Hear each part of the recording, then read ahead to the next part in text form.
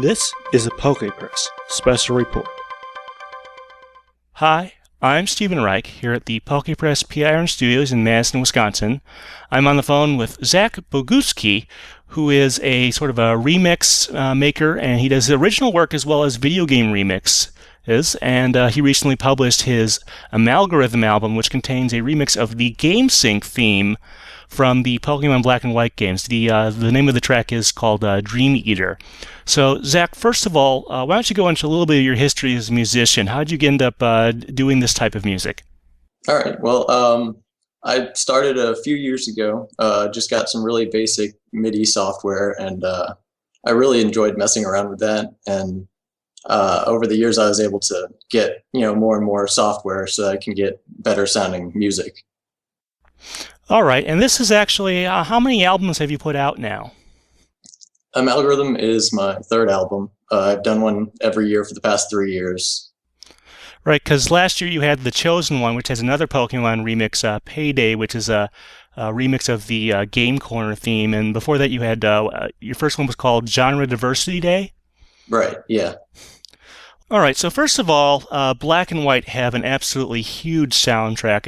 If you ever take a look at the actual official set, it comes on 4 CDs. What drew you to the Game Sync theme? What drew you there? Yeah, it's sort of a weird story, I guess. I'm playing through the game and loving most of the soundtrack. It's got some great pieces on there, but then when I went to go, try to connect to the dream world and do that whole thing, I had some really major difficulties trying to get my wireless set up. And so that's the music that plays in the background when you're trying to get it set up. And so I ended up hearing way too much of it, I guess, and it just got completely ingrained in my head. And thus that's how you. It was sort of an accident then. Yeah, more or less. It's just what was in there at the time, and then I started writing music, and I thought, well, hey, this is a cool sounding song, and I'm sure that not many other people would cover it, so I wanted to make sure it got the coverage it deserved. All right, and then why don't we go into the structure? How is the actual track Dream Eater set up?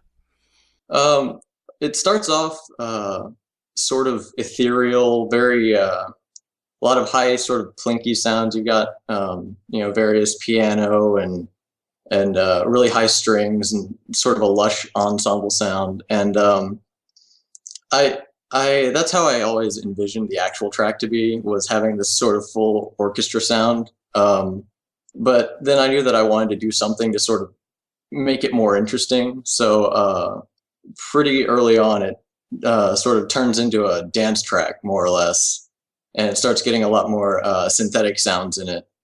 And I always envisioned, and this is kind of silly, I guess, but I always envisioned a DJ Hypno, sort of laying this down on some Pokemon club, if there would be such a thing. Well, that's really neat. And so it progresses through that, and then eventually at the end we come back to sort of the where we started. It's sort of a kind of a loop, which I guess is what you kind of got stuck in when you were trying to get the service to work there. Yeah, it just sort of goes on forever. Well, there's obviously this is a full album. There's a bunch of other stuff. Now there are a couple other video game remixes. There's one from Super Paper Mario and one from the Zelda games. Why don't you tell us a little bit about each of those? All right, so the Super Paper Mario one is called Bad Manners, and it's a remix of Merle's Mansion. And that's actually the same sort of thing with that I had with Dream Eater, where it's the level in the game where you get stuck in there for hours. So I guess I have this sort of Stockholm syndrome set in when I hear a song too much, and so that's what made me decide to remix Merle's Mansion. But I basically took that one and made it darker than it was in the game, and added more electronic sort of sounds to it. And then I Rule Castle, the Zelda remix. What went into that? That one, I just always loved the Zelda music. I'm sure lots of people will agree with that. It's just some fantastic music in there. And I started messing around with, just some random ideas and realized that it started sounding like the Hyrule Castle theme, the really dark sort of Ganondorf's taking over theme. And so I took that and just sort of went with it, and it basically wrote itself and started incorporating other Zelda themes. And it's all very electronic and moody. It's one of my favorite tracks on there.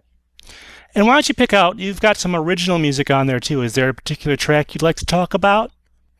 Well, the opening track to the album is called Serendipity, and that was just loads of fun to write because it starts off as like a string quartet, sort of standard, but at the same time, I really messed around with time signatures in that one. So it sort of switches between measures of 5/4 and 2/4 and 4/4, and it's just kind of all over the place, but it still manages to sound very natural. And then as it goes on, it adds more and more instruments, and it's this whole sort of it's serendipity, how everything sort of comes together. And so I'm really proud of how that one turned out. And now I hear you're off to college. Where are you going to and what are you studying? Right, I'm going to the Savannah College of Art and Design, and I'm gonna try to study game design there. That's pretty cool, and I'm certainly sure that some of your musical skills will probably help you out, if not actually designing games, maybe designing music for them. Thank you very much, Zach. All right, thank you. This has been Stephen Reich at the PokePress PIRN Studios in Madison, Wisconsin, on the phone with Zack Bogucki, who recently released his album Amalgorithm, which contains a remix of the Game Sync track from Pokemon Black and White. The track is called Dream Eater. This has been a PokePress Special Report.